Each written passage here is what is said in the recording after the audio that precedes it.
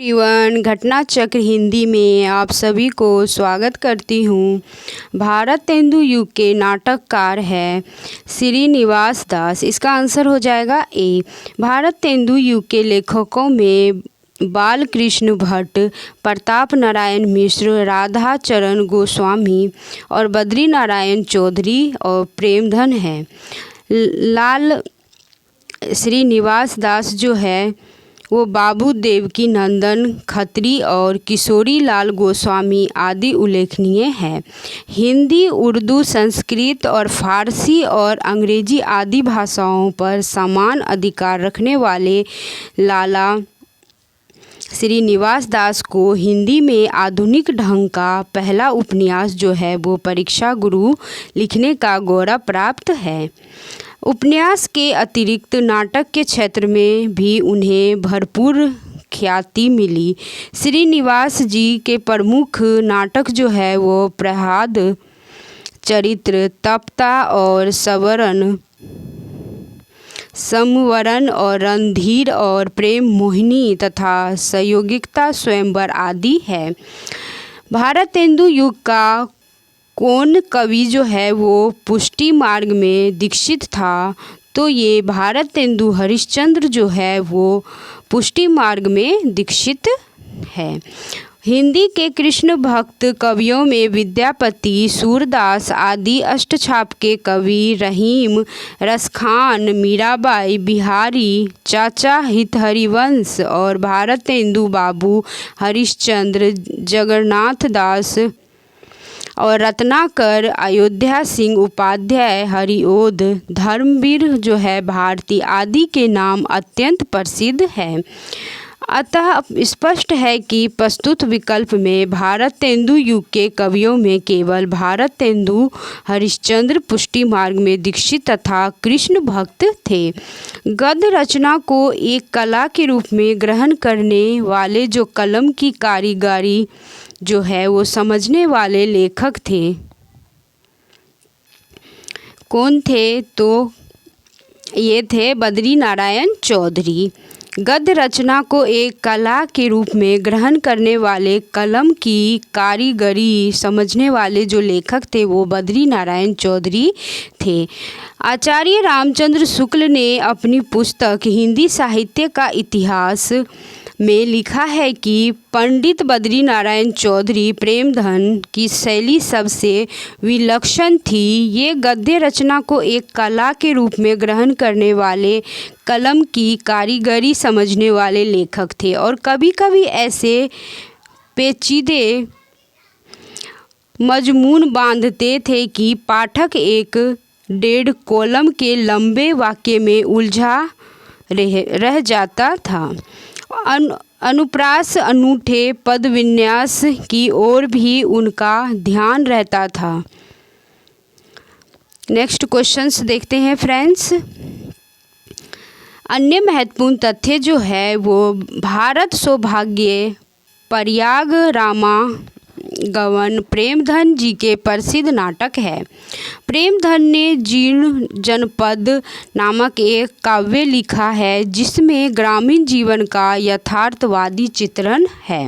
नीचे 2 वक्तव्य दिए गए हैं, इनमें से एक कथन और दूसरा जो है वो कारण है। तो इनमें से जो है वो कथन और कारण दोनों ही कथन जो है ये सही है। भारतेंदु युग के आते आते हिंदी में अनेक पत्र पत्रिकाओं का प्रकाशन आरंभ हो गया था और कारण जो है वो भारतेंदु युग के सभी लेखक जो है वो पत्रकार थे। उपयुक्त वक्तव्यों के आधार पर नीचे दिए गए विकल्पों में से ही उत्तर चुनना था। तो ये कथन ए और कारण आर दोनों ही कथन जो है वो सही है। द्विवेदी युग के बारे में हम अब रिवीजन करेंगे। द्विवेदी युग का नामकरण जो है किसके नाम पर हुआ? तो ये आचार्य महावीर प्रसाद द्विवेदी के नाम पर द्विवेदी युग का नामकरण हुआ। आधुनिक कविता के दूसरे प्रयोग जो थे वो सन 1903 से 1916 ईस्वी को द्विवेदी युग के नाम से जाना जाता है। यह आधुनिक कविता के उत्थान व विकास का काल है। सन 1903 में महावीर प्रसाद द्विवेदी जी सरस्वती पत्रिका के संपादक बने और द्विवेदी जी ने खड़ी बोली के शुद्ध व्याकरण सम्मत और व्यवस्थित बनाकर साहित्य के सिंहासन पर बैठने योग्य बनाया और अब वह ब्रजभाषा रानी की युवरागी न रहकर स्वयं साहित्यिक जगत की सम्राज्ञी बन गई। यह कार्य द्विवेदी जी के महान व्यक्तित्व से ही संपन्न हुआ और इस काल का कवि मंडल उनके व्यक्तित्व से प्रभावित होकर उनके बताए मार्ग पर चला। इसलिए इस युग को द्विवेदी युग का नाम दिया गया। नेक्स्ट क्वेश्चंस देखते हैं फ्रेंड्स। अन्य महत्वपूर्ण तथ्य जो है वो द्विवेदी युग के प्रमुख कवि जो है वो मैथिली शरण गुप्त, अयोध्या सिंह उपाध्याय, हरिओद और श्रीधर पाठक, गया प्रसाद शुक्ल और सनही राम नरेश त्रिपाठी और नाथूराम शर्मा, शंकर सत्यनारायण कविरत्न और गोपाल शरण सिंह आदि है। महावीर प्रसाद द्विवेदी की साहित्य सेवा को देखते हुए सन 1931 में काशी नागरी प्रचारिणी सभा ने उन्हें आचार्य की उपाधि प्रदान की। द्विवेदी युग नामकरण किसके नाम के आधार पर किया गया? द्विवेदी युग नामकरण जो है किसके नाम के आधार पर किया गया? तो ये महावीर प्रसाद द्विवेदी के नाम पर किया गया। आधुनिक हिंदी साहित्य के द्विवेदी युग का नामकरण जो है वो किस रचनाकार के नाम के आधार पर किया गया था? तो ये महावीर प्रसाद द्विवेदी के नाम पर किया गया था। द्विवेदी युग का एक और नाम है जागरण सुधार काल। द्विवेदी युग का एक और नाम है जागरण सुधार काल। द्विवेदी युग को जागरण सुधार काल भी कहा जाता है और डॉक्टर रामकुमार वर्मा ने आदि काल को संधि काल तथा आचार्य रामचंद्र शुक्ल ने आधुनिक काल को गद्य काल कहा है।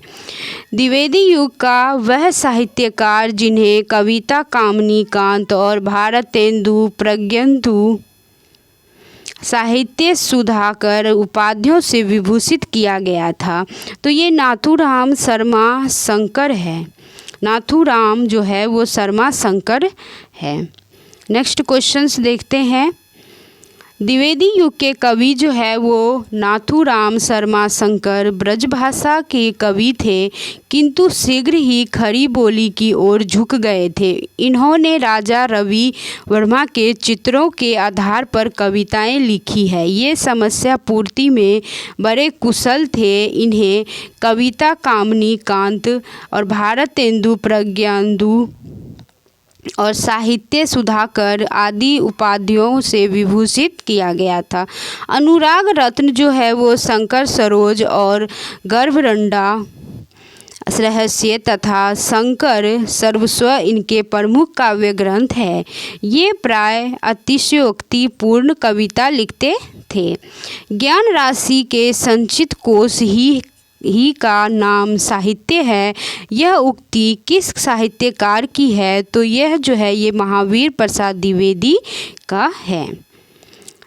नेक्स्ट क्वेश्चंस देखते हैं। आचार्य राम महावीर जो प्रसाद द्विवेदी के नाम पर द्विवेदी युग कहा जाता है। वे साहित्य को ज्ञान राशि का संचित कोश मानते थे। वे भाषा और साहित्य के व्यवस्थापक थे। उन्होंने सरस्वती पत्रिका को इस व्यवस्थापन का माध्यम बनाया। आचार्य महावीर प्रसाद द्विवेदी जो है वो रचित अर्थशास्त्र विषय का ग्रंथ है, तो ये संपत्ति शास्त्र है। आचार्य महावीर प्रसाद द्विवेदी जो है वो रचित जो अर्थशास्त्र विषय का ग्रंथ है वो है संपत्ति शास्त्र। आचार्य महावीर प्रसाद द्विवेदी द्वारा जो रचित अर्थशास्त्र विषय का ग्रंथ है और संपत्ति शास्त्र, यह पुस्तक सन 2008 में प्रकाशित हुई, जो भारत के आर्थिक राजनीतिक यथार्थ और अभूतपूर्व चित्र प्रस्तुत करती है। संपत्ति शास्त्र के लेखक जो है वो महावीर प्रसाद द्विवेदी है। संपत्ति शास्त्र के लेखक का नाम जो है वो महावीर प्रसाद द्विवेदी है। नेक्स्ट क्वेश्चंस देखते हैं फ्रेंड्स। जूही की कली कविता को किस संपादक ने अपने पत्र में बिना प्रकाशित किए वापस कर दिया था? तो ये महावीर प्रसाद द्विवेदी ने। महावीर प्रसाद द्विवेदी के साहित्यिक नेतृत्व के उत्कर्ष काल में निराला का साहित्यिक जीवन जो है शुरू होता है और निराला की जो जूही की कली जो है वो 1916 में मुक्त छंद की कविता महावीर प्रसाद द्विवेदी ने अपने पत्र में बिना प्रकाशित किए हुई लौटा दी। निराला समन्वय पत्र से जुड़े, बाद में सुधा एवं मतवाला से भी जुड़े और मतवाला से उनका संघर्ष भी रहा। निराला की कविता जूही की कली को किस संपादक ने बिना प्रकाशित किए वापस कर दिया था? तो ये महावीर प्रसाद द्विवेदी जो है वो वापस कर दिया था। अंतःकरण की वर्तियों के चित्र का नाम कविता है, किसने कहा है? तो ये महावीर प्रसाद द्विवेदी ने कहा है। आचार्य महावीर प्रसाद द्विवेदी ने कहा कि कविता अंतःकरण की वर्तियों का चित्र बन जाती हैं। या रामचंद्र शुक्ल को याद करें तो उन्होंने कहा था कि जिस प्रकार आत्मा की मुक्ता अवस्था ज्ञान दशा कहलाती है, उसी प्रकार हृदय की मुक्ता अवस्था रस दशा कहलाती है। तो हृदय की मुक्ति की साधना जो है, साधना के लिए मनुष्य की वाणी जो शब्द विधान करती आई है वह कविता है। इनमें से कौन द्विवेदी युग का कवि नहीं है? तो सोहनलाल द्विवेदी जो है वो द्विवेदी युग के कवि नहीं है। सोहनलाल द्विवेदी जो है वो द्विवेदी युग के कवि नहीं बल्कि राष्ट्रीय चेतना के अग्रदूत एवं प्रमुख गांधीवादी कवि हैं। द्विवेदी युग के प्रमुख कवि जो है वो मैथिली शरण गुप्त, अयोध्या सिंह उपाध्याय, हरिओद, श्रीधर पाठक, गया प्रसाद शुक्ल सनही और राम नरेश त्रिपाठी, नाथूराम शर्मा जो शंकर और गोपाल शरण सिंह और जगन्नाथ दास रत्ना कर आदि है। द्विवेदी युग के सर्वश्रेष्ठ परगीतकार जो माने जाते हैं वो जो है वो मुकुटधर पांडे। द्विवेदी युग के सर्वश्रेष्ठ परगीतकार माने जाते हैं वो मुकुटधर पांडे हैं। लोचन प्रसाद पांडे के अनुज मुकुटधर पांडे भी सुकवि थे। वे प्रकृति के उपासक थे। इनके काव्य में भावात्मकता, आंतरिक संवेदना और रहस्यात्मक जो है अनुभूति के दर्शन होते हैं। ये द्विवेदी युग के सर्वश्रेष्ठ जो है प्रगीतकार माने जाते हैं और वस्तुतः इनके काव्य में छायावाद का पूर्वाभास मिलता है। पूजा फूल तथा कानन कुसुम इनके प्रकाशित काव्य संकलन है। छायावाद का पूर्वाभास किस कवि की रचनाओं में प्रकट हुआ है? तो ये मुकुटधर पांडे के रचनाओं में प्रकट हुआ है। किस कवि की रचनाओं में छायावाद का पूर्वाभास संलक्षित हुआ? तो ये मुकुटधर पांडे के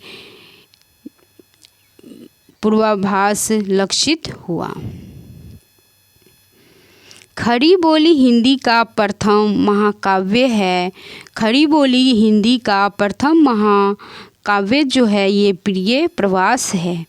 अयोध्या सिंह उपाध्याय हरिओद कृत प्रिय प्रवास जो है वो संस्कृत की समस्त तथा कोमलकांत, पद्मावली और अलकृत तथा संस्कृत वर्णव्रतों से लिखित हिंदी खड़ी बोली का प्रथम महाकाव्य है। यह 17 सर्गों में विभक्त है। इसमें श्रृंगार और करुण रस की प्रधानता है। रामचंद्र शुक्ल ने अपने हिंदी साहित्य के इतिहास में प्रिय प्रवास को महाकाव्य नहीं माना है। और हरिओद जो है जी बहुमुखी प्रतिभा के घनी थे और गद्य और पद में उनका समान जो है अधिकार था।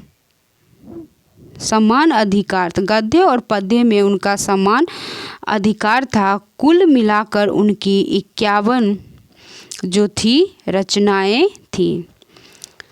Thank you so much video देखने के लिए। अगर चैनल को सब्सक्राइब नहीं किए हो तो प्लीज़ चैनल को सब्सक्राइब करें और वीडियो देखने के लिए थैंक यू सो मच।